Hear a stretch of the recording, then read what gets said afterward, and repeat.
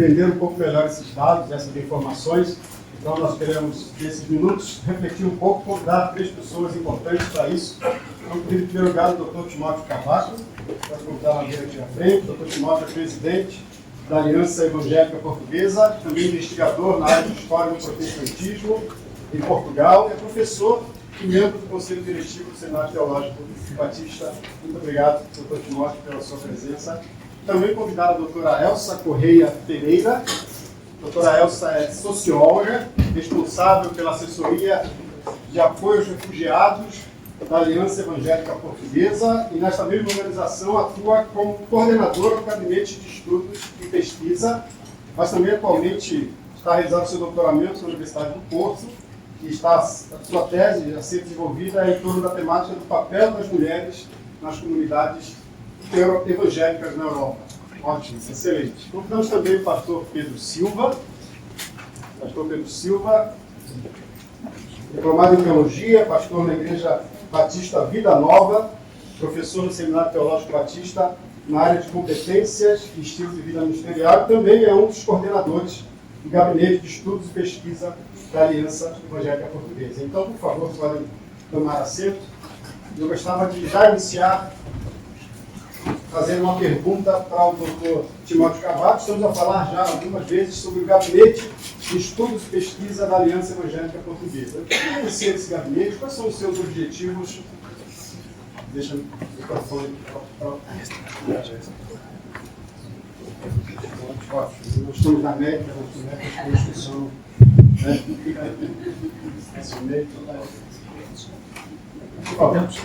Muito boa tarde, quero começar, apesar de ser da casa também, do Seminário Teológico Batista, agradeço o convite que foi feito à Aliança Evangélica Portuguesa, portanto, e nesse sentido, também aqui representando esta organização, quero manifestar essa gratidão. Também já agora mencionar, está aqui o nosso secretário-geral, o Dr. Josué da Ponte, portanto, acho que a Aliança está aqui bem representada esta tarde.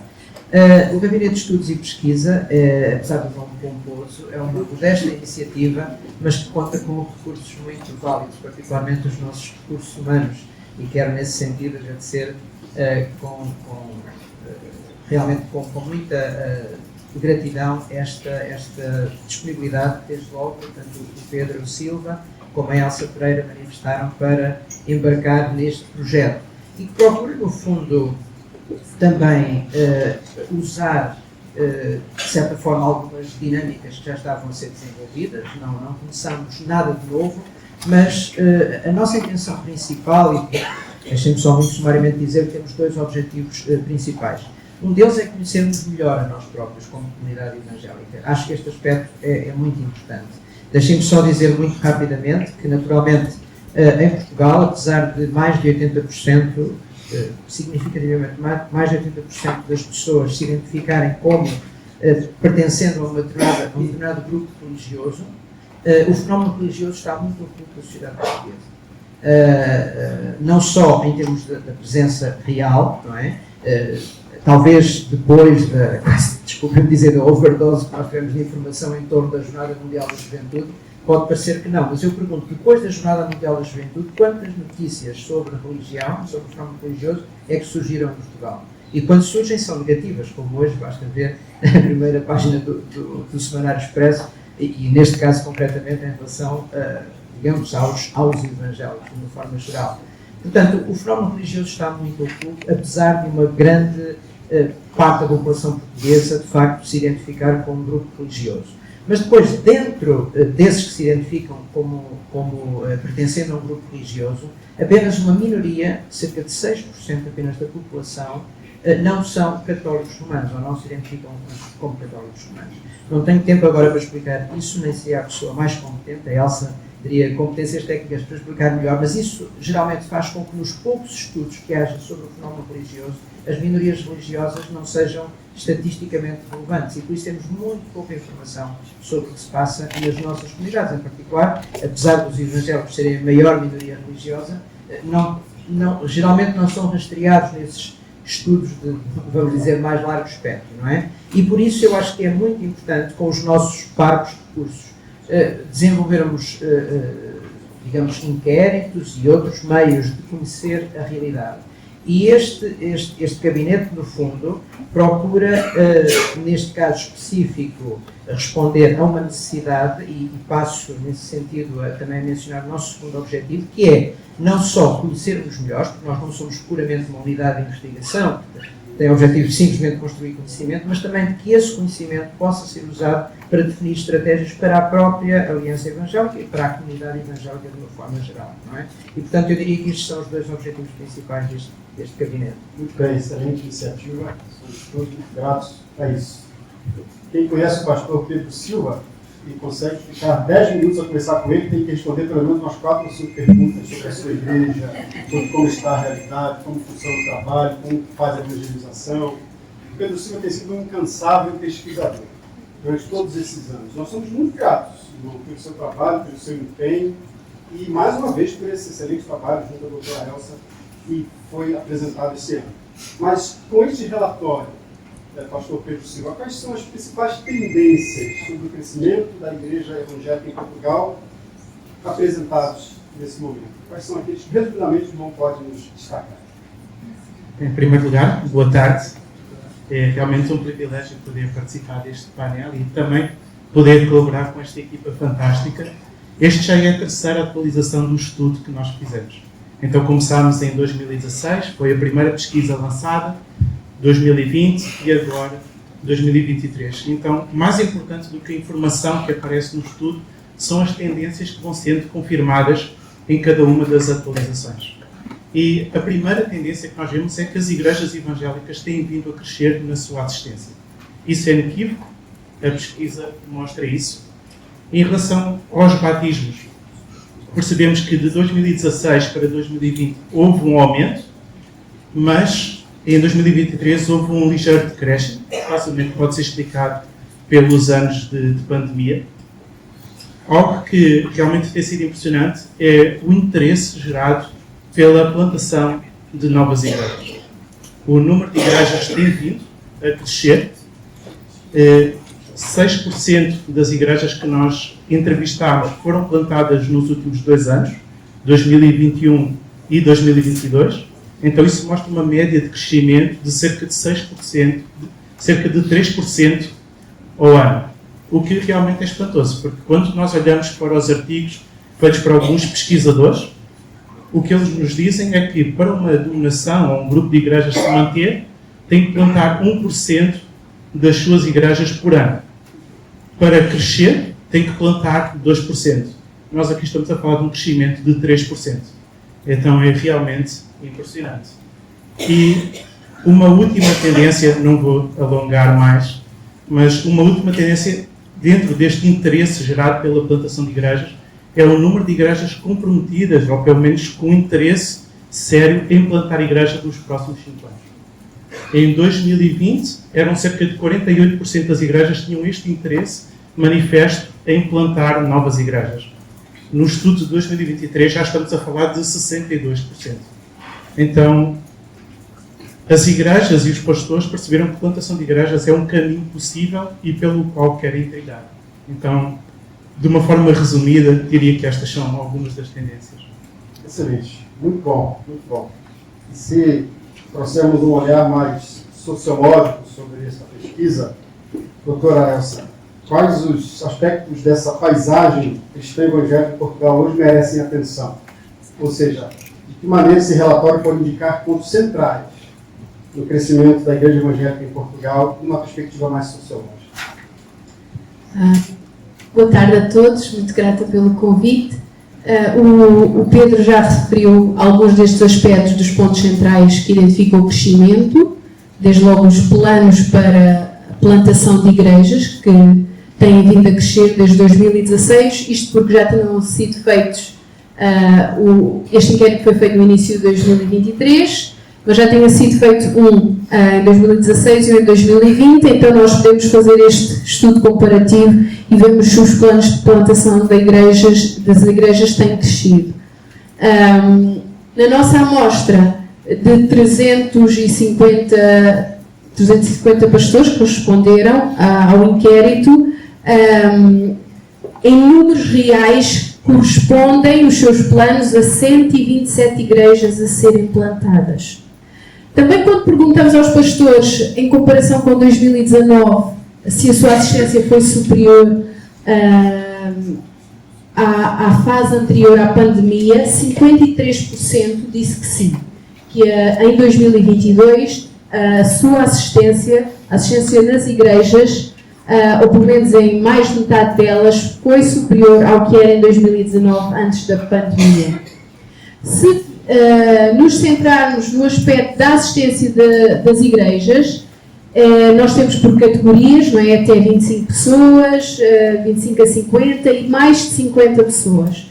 E se tivermos em conta as percentagens dos pastores que respondem que têm mais de 50 pessoas nas suas igrejas, mais de 50, mais de 100, até mais de 300, portanto 50 para cima. Em 2016 e 2020 as percentagens eram idênticas, 46, 47% dos pastores diziam que tinham mais de 50 pessoas na assistência. Em 2023 esse número sobe para 54%. Portanto temos uma subida no número de pastores que diz que a assistência da sua igreja é maior. De notar também na literatura internacional que alguns artigos e alguns livros, e eu vou mencionar um específico de uma investigadora norte-americana chamada Gina Zurlo, que em 2022 lançou um livro chamado Global Christianity, que passa em revista o cristianismo em todos os países, nas suas várias denominações, não só evangélico. E ela diz que em Portugal, segundo ela também está relacionada com institutos de investigação de conhecimento mundial, como o Pew Research Center, quem faz pesquisa na internet conhece, que a nível estatística religiosa é um dos mais conhecidos. Então, esta autora indica neste livro, Global Christianity, que em Portugal, entre 2000 e 2016, surgiram pelo menos 300 novas igrejas evangélicas e que desde 2005 foram importadas do Brasil mais denominações diferentes. É claro que nós não temos a rastreabilidade de todas estas denominações, porque nem todas são filiadas na Aliança, nem todas respondem a este tipo de pesquisa que nós fazemos, mas o que sabemos, e também por esta literatura internacional, é que a tendência no nosso país é para o crescimento dos evangélicos. Muito bem, muito bom. Esse crescimento nós agradecemos muito ao Senhor. Agora, perguntando ao Dr. Timóteo Cavaco, não como presidente da Aliança, mas como investigador da história do protestantismo em Portugal. Um tempo diferente, um tempo distinto, não é? Quais seriam esses traços mais distintivos desse período da história do protestantismo em Portugal em relação a tempos mais idos? Sim, de facto, o meu trabalho em termos de investigação tem incidido mais sobre a história do protestantismo e não sobre a presente realidade, embora agradeça muito aqui aos colegas Pedro e Elsa, de facto, pelo importante conhecimento da atualidade que nos têm trazido. A reflexão que eu faço a partir da investigação, a partir das fontes disponíveis, é que, efetivamente, nós, eu diria que como comunidade evangélica protestante, e aqui também me integro naturalmente como membro desta comunidade, geralmente temos uma certa dificuldade, talvez também por ausência de fontes, também reconheço isso, mas um certo desconhecimento da nossa própria realidade histórica, não é? Também da realidade atual, mas particularmente da realidade histórica. E há uma dificuldade que eu particularmente noto, é que cada geração também tem uma certa necessidade de reinventar a sua história. A história que muitas vezes nós contamos do protestantismo em Portugal, que não é assim tão longínqua como isso, não é? E nesse aspecto nós temos, infelizmente, enquanto nação, mas temos uma facilidade, que é o facto da nossa história não ir além dos 200 anos, não é? A história do protestantismo em Portugal. Mas mesmo assim, a nossa história é muito feita, é muito construída com base na memória e não numa historiografia consolidada. O que leva a que, muitas vezes, a informação que nós temos nos chega fundamentalmente de fontes orais. o que é importante. A história oral é uma área da história em construção, não digo que não, e eu próprio recorro muito à história oral, mas é limitada, naturalmente. Nós não podemos entrevistar pessoas que viveram há 100 ou 200 anos, não é? E essa ausência de fontes às vezes é dramática, porque nos leva a construir a nossa percepção da história com base no que nós ouvimos. E basicamente o relato que nós temos atualmente da história do protestantismo remonta a não mais de 50, 60, 70 anos.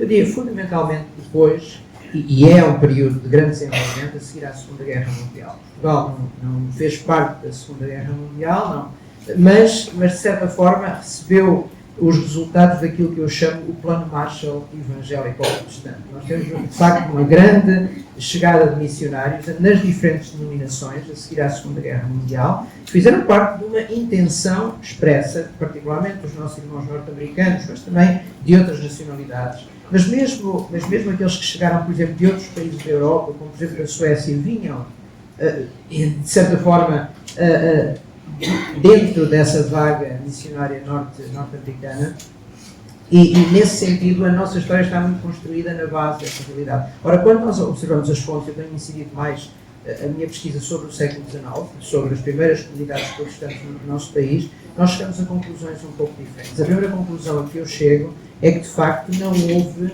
essa visão, às vezes um pouco idílica, que nós construímos do missionário que veio de fora. Pronto, eu sei que não há tempo para explicar tudo isto, mas eu diria, em resumo, que a minha visão, e a minha visão da história, consolidada nas fontes que eu conheço, é de que o protestantismo em Portugal acaba por ser muito mais endémico do que nós pensamos. O protestantismo é fundamentalmente fruto de portugueses, ou de pessoas que já têm uma exposição à cultura portuguesa. Se nós formos ver, é verdade, naturalmente, que a ideologia, vamos dizer assim, a teologia protestante não surge dentro de Portugal. Mas, basicamente, se nós formos analisar as comunidades que surgiram no século XIX, na segunda metade do século XIX, ainda na primeira, mas pronto, mas fundamentalmente na segunda metade do século XIX e princípio do século XX, resulta fundamentalmente da ação ou na generalidade dos casos, britânicos ou outros estrangeiros que já estavam em Portugal, na grande maioria até já nascidos em Portugal, ou então de portugueses que, entretanto, foram para outros países, nomeadamente Brasil, e voltaram com o conhecimento da mensagem protestante evangélica. Portanto, de facto, e logo nas primeiras gerações, nós temos lideranças portuguesas, protestantes. Ou seja, esta ideia que nós às vezes, a forma como nós nos autorrepresentamos como resultado de um esforço missionário, realmente não corresponde à realidade daquilo que se passou no século XIX. E eu digo isto não com nenhum tipo de orgulho ou de nacionalismo em particular, eu digo isto porque simplesmente há uma coisa muito clara que resulta das fontes, é que não havia interesse das agências missionárias em Portugal. Isso é dito claramente. Portugal não era um país estratégico para as grandes missões protestantes que surgiram no século XIX. Espanha já era, Portugal não era. Eu encontro repetidamente isto em várias das missões estrangeiras. Portanto, nós tivemos que, como aliás acontece em muitas outras épocas da nossa história pátria, tivemos que nos inventar a nós próprios, não é? Portanto, e nesse sentido, eu gostaria de contribuir para desmistificar um pouco essa ideia. De facto, devemos muito a certos irmãos estrangeiros, sem dúvida nenhuma, mas na generalidade dos casos eram pessoas que já tinham uma forte implantação na cultura portuguesa. Como o meu colega Rubén Oliveira costuma dizer, e com grande propriedade, leiam o romance Uma Família Inglesa, do Júlio Diniz, e vejam como era a vida das comunidades estrangeiras, particularmente a comunidade britânica em Portugal, e de forma como eles viviam no seu próprio mundo. Portanto, foram muito poucos aqueles que saíram desse pequeno mundo e que, de facto, puderam contribuir para o surgimento de comunidades protestantes em Portugal, que na grande maioria desta história de mais de 150 anos, mas menos de 200 anos, teve na esmagadora maioria dos casos portugueses, tanto nas lideranças como na frequência das comunidades protestantes no nosso país. Eu digo isto, mais uma vez, não com nenhum tipo de nacionalismo ou chauvinismo, mas pelo contrário, para dizer o seguinte: nós hoje, de facto, estamos a experimentar uma situação nova. E este é o desafio que também fica para seguir. Hoje, realmente, nós enfrentamos o desafio da interculturalidade, que não enfrentámos há 100 ou 150 anos atrás. Não é? Portanto, aliás, já agora só referir, essa ideia de que o protestantismo é algo estrangeiro foi precisamente o argumento que foi usado, nomeadamente, pela Igreja Católica Romana, para combater o protestantismo. E muito inteligentemente os protestantes diziam, não, mas não somos nós que temos um líder estrangeiro, não é? a Igreja Católica Romana é que tinha um líder italiano, ou alemão, ou polaco, ou o que seja, não é? Nós dizemos, não. Quer dizer, e os protestantes no século XIX estavam a dizer, não, nós somos portugueses. Portanto, eu diria que, de facto, em primeiro lugar, não devemos ter complexos em relação a isso. O protestantismo é minoritário, mas extremamente, eu diria que é endémico da nossa cultura contemporânea em Portugal, século XIX e século XX. Em segundo lugar, diria, sim, agora estamos a enfrentar, e apenas nas últimas décadas, esta realidade, que não é um problema, aliás, eu gosto sempre de frisar isto, não é um problema, é um desafio que nós temos, e é um desafio à interculturalidade. No entanto, de facto, temos tempos muito diferentes daqueles que vivemos no século XIX e, até diria, em grande parte do século XX. Obrigado, professor Timóteo. Voltar ao passado é progredir, já disse alguém. Né? Conhecer a história é ter a capacidade e habilidade de evitar os erros, mas esperançar a nação. O que Deus fez no passado continua a fazer, porque Ele mesmo ontem e hoje será eternamente. Graças a Deus que tem feito aqui em todos esses tempos. Pastor Pedro, o relatório de 17 e de 20 sempre trouxeram importantes recomendações, importantes orientações. Quais são as boas notícias que este relatório atual apresenta em relação aos desafios que foram apresentados antes? De que maneira houve crescimento através dessas reflexões todas que os relatórios anteriores apresentaram? Quais são as boas notícias, principalmente em termos geográficos, que este relatório apresenta? Eu acho que este relatório tem muito boas notícias. Não dizia que era um site só com boas notícias, mas tem muito boas notícias. Acho que talvez uma notícia não tão boa é a questão da reprodução de liderança, que eu há bocado esqueci-me de falar como questão de tendência.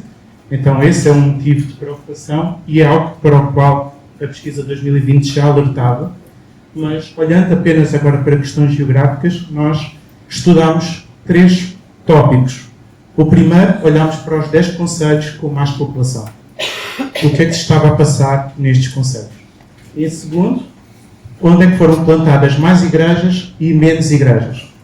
E o terceiro, que é uma derivação desse, é quais as 5 regiões no país mais carenciadas no que se trata à plantação de igrejas, e aqui nós elegemos alguns indicadores. Então eu vou me levantar e vou falar um pouquinho sobre este lado, porque para mim é um dos mais entusiasmantes do estudo. Quando nós olhamos aqui para as regiões mais visadas para a plantação de igrejas nos próximos 5 anos, é com alguma naturalidade que as igrejas plantam onde elas estão, ou plantam perto. Então vemos aqui o distrito de Lisboa, Porto e Setúbal. Aqui não temos grandes notícias. As grandes notícias vêm aqui na segunda tabela. E aqui, basicamente, o que nós tentámos perceber foi, olhando para as igrejas todas de um distrito, quantas igrejas foram plantadas nos últimos 3 anos, 2020 a 2023. E aqui temos Bragança, Viana do Castelo e Castelo Branco. Eu lembro-me quando nós começámos esta pesquisa em 2016 e começámos a olhar para os resultados, e na altura eu e o Rodolfo fomos aqueles que olharam primeiramente para os dados. Foi muito triste olhar para aquele estudo.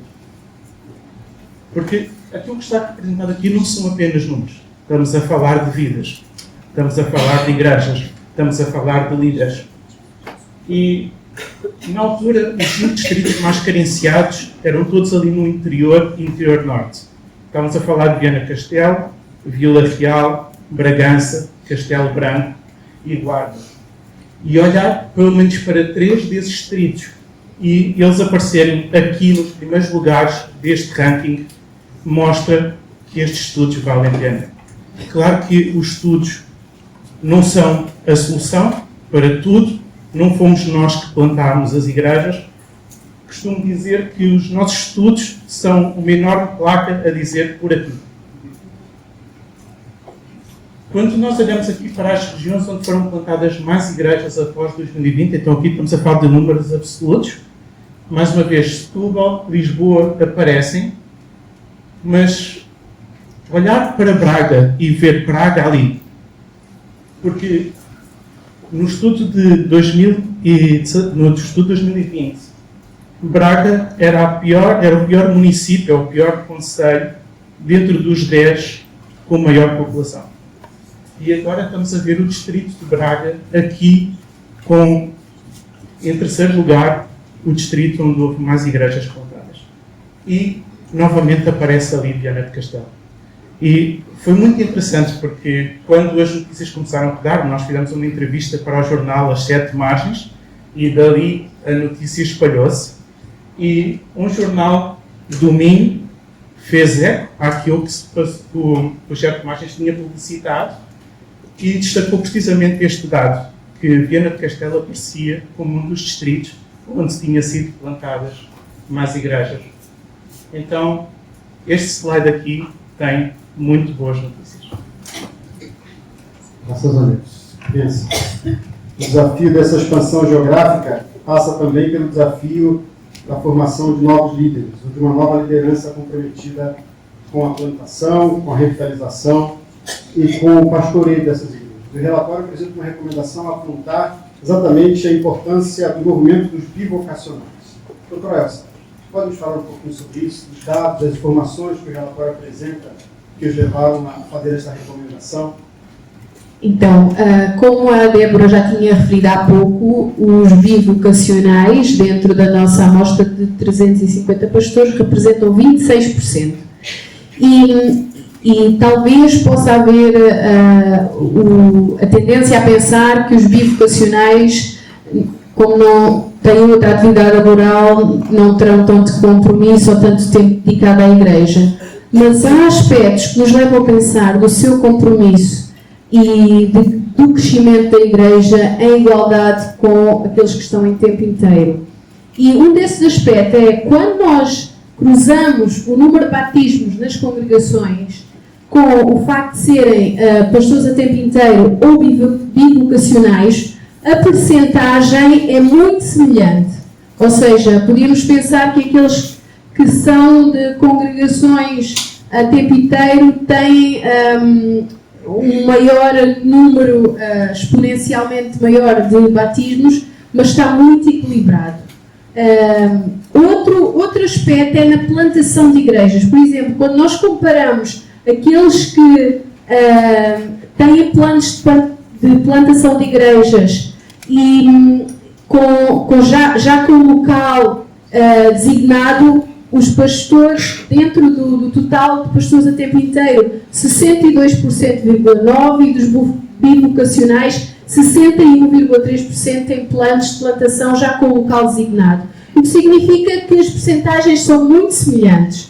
Portanto, mesmo os bivocacionais têm este compromisso com a igreja, com a plantação de igreja, com o crescimento da igreja, com os batismos. Portanto, não há diferenças significativas. Este é um aspecto que eu queria realçar. Outro aspecto é que os bivocacionais, como não dependem do sustento da igreja, têm outro trabalho para se sustentarem, eles poderão mais facilmente ir para localidades do interior que são mais necessárias para revitalizar, para criar novas igrejas e plantar aí igrejas, porque eles têm o seu próprio sustento. Por exemplo, na nossa amostra, na Madeira, 80% dos pastores da Madeira que responderam ao nosso inquérito são bivocacionais. Em Viseu, os bivocacionais representam 42,9%, quase metade. Em Braga, a mesma coisa, 47,1% são bivocacionais. Portanto, esta expansão geográfica e entrar em locais onde outros precisariam talvez do sustento de uma igreja missionária, os bivocacionais podem levantar o seu próprio sustento e inseridos na comunidade, criarem uma rede de relacionamentos para iniciar novas igrejas. Também, um facto que queria realçar em relação aos bivocacionais é que só nós quando vemos a faixa etária dos líderes que responderam ao nosso inquérito, só a faixa etária com menos de 30 anos, a percentagem de bivocacionais é superior à percentagem de pastores a tempo inteiro. Portanto, só pastores com menos de 30 anos nós temos 51% bivocacionais e 42,9% a tempo inteiro. Todas as outras faixas etárias, a percentagem de pastores a tempo inteiro é maior. Fica uma questão para o futuro, não sei se isso expressará uma tendência de futuro ou se é só algo temporário, veremos nas próximas pesquisas. Muito bem.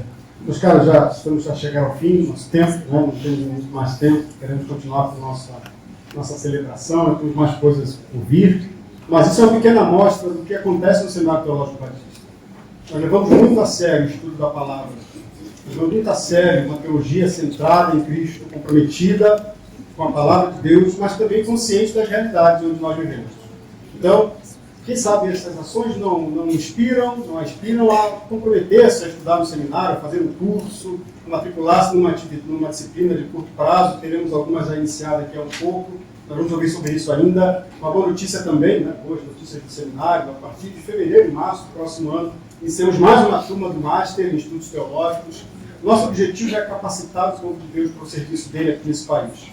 Fazemos isso com compromisso com a palavra, repito, mas consciente dos desafios que temos que enfrentar. Agora, para encerrar a nossa conversa, nós temos já em desenvolvimento mais um estudo, né? Mais uma pesquisa, através do Gabinete de Estudos e Pesquisa, que fala um pouquinho sobre a relação entre as novas gerações e o Ministério Pastoral. Então, fique à vontade, quem de vós quiser responder, né? Fala um pouquinho desse estudo, quais são as expectativas, e se não podem dar um spoiler, algumas informações que já receberam, alguma coisa que já tiveram acesso, então está aí, né? As novas gerações e o Ministério Pastoral, esse inquérito destina-se evangélicos, residentes. Se você, como eu, tem entre 18 e 40 anos, então pode responder. Eu estar na igreja e falar isso, eu sei que pastor Marcos, desculpa. Mas, então, basta apenas, se não teve acesso ainda, né, indicar ali o seu telemóvel, aquele QR Code ali próximo à cabeça do pastor Pedro Silva, ter acesso, então, a esse relatório, a poder preencher, que é um importante também assunto para nós, o Ministério Pastoral e as novas gerações. Quem pode dar um spoiler? Fala um pouquinho de quais são aí as expectativas com este relatório. Ok, eu vou tentar levantar um pouquinho aqui do véu. Na realidade, nós iniciamos esta nova pesquisa por causa desta questão da reprodução de liderança. Olhar para 25% dos pastores atuais têm mais do que 60 anos, levou-nos a tentar perceber como é que as novas gerações entendiam e viam o Ministério Pastoral. E não posso revelar muito, até porque houve muitas pessoas com mais de 40 anos que responderam. Então,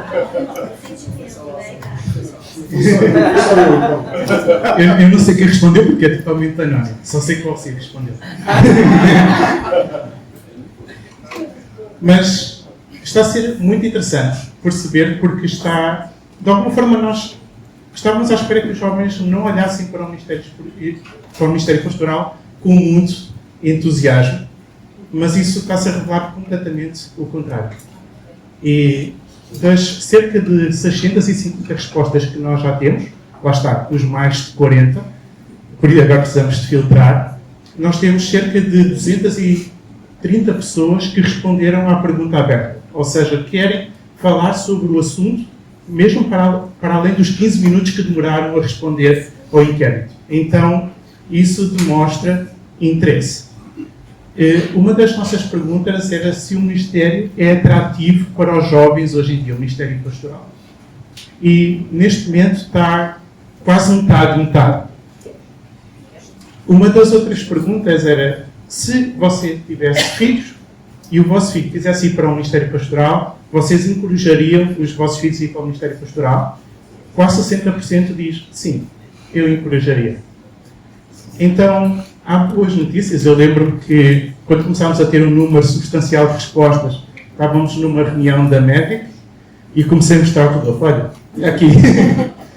Então, está, de alguma forma, a contrariar aquilo que era a nossa impressão inicial e damos graças a isso, porque estávamos equivocados na nossa visão acerca do interesse dos jovens pelo Ministério Pastoral. Acho que há um lago muito maior onde nós podemos pescar. Amém. Graças a Deus. Muito obrigado pelo seu empenho. Para concluir, apenas uma informação. A última recomendação do relatório é que igrejas que valorizam e celebram a sua diversidade cultural são agentes missionários mais efetivos no alcance do Portugal cada vez mais cosmopolita. É o tema da interculturalidade, mas sobre isso vamos falar daqui um bocadinho. Muito obrigado, Débora.